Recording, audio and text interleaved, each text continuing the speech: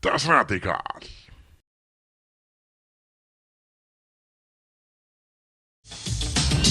Árið heilsaði landsmönnum með óvenjumiklum hlýindum með tilheyrandi vatnavöxtum sunnanlands og vestan.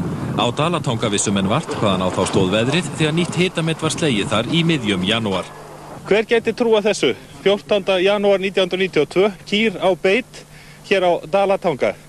Það mældist 18 stiga hiti hér í gærkvöldi og það er líka mjög hlýtt hérna í dag. Þetta er óvenjulegt að það kýr í janúar út, það hefur nú ekki skeið hjá okkur áður. Hlýindin leiddu til töluverðra vatnavaxta sunnanlands og vestan, einkum í Borgarfirði, þar sem rennsli Norðurár 30-faldaðist. Það er ekki á hverjum degi sem við sjónvarpsmenn þurfum að nota gummibjörgunarbát til að komast í tæri við viðmælendur okkar, en í dag verður ekki hjá því komist til að ná sambandi við hjónin sem búa hér í ferjukoti.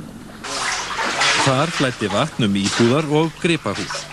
Já, þetta er hérna í gamla húsinu, það hefur alltaf runnið inn þegar svona stórflóð koma og við erum svo sem ekki dófum því, en þetta skemmir náttúrulega alltaf þegar það rennur svona inn og svo er farið að renna inn í hús líka, bæði hér og öðrum bæðum hérna fyrir ofan, það er byrjað að renna inn í útihús og skemmur. Og hér í Stafholtstungunum, þar sem á sumrin er beitarland Stafholtstugnabænda, hafa Hvítá og Norðurá sameinast að breyta því í stöðuvatn sem að sögn heimamanna er sjálfsagt tugir ferkílómetra að stærð. Það er ekki að spyrja að íslenskri veðráttu þegar hún tekur sig til. Eftir mikið vorveður í janúar er heldur betur komið vetur hér á Ísafirði í það minnsta í byrjun febrúar. Yfir 20 snjóflóð féllu í óslíðinni á einum sólarhring og höfðu snjóruðningstæki í nógu að snúast.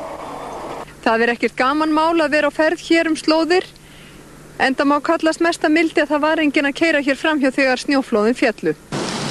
Í febrúarlok fengu sunnlendingar og norrlendingar að kenna á Kára. Hér á Akureyri byrjaði að hvessa ráði upp klukkan 7 í morgun og allt síðan hefur verið hér hávaðarok og er enn eins og þið sjáið.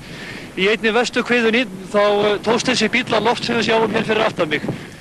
Og það voru fleiri bílar sem fuku, meðal annars þessi rúta sem var á leið austur yfir fjall með skólafólk. Það myndaðist nokkurs konar umferðarmiðstöð við litlu kaffistofuna á meðan veðrið gekk yfir.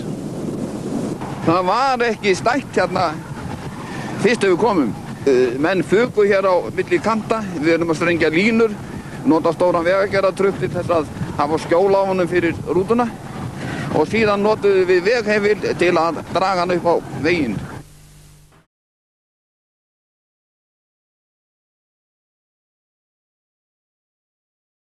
Það kom mönnum í opnaskjöldu víðum land að þurfa að draga fram vetrargallan og setja keðjur undir bílana Jónsmessuna.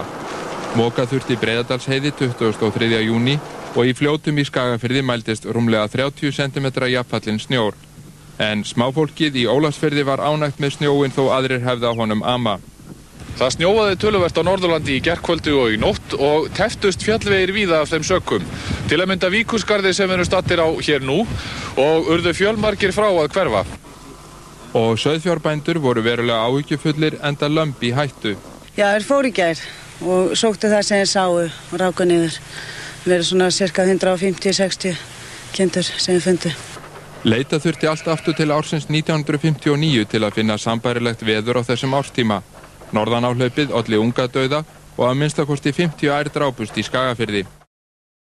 Das Radikal.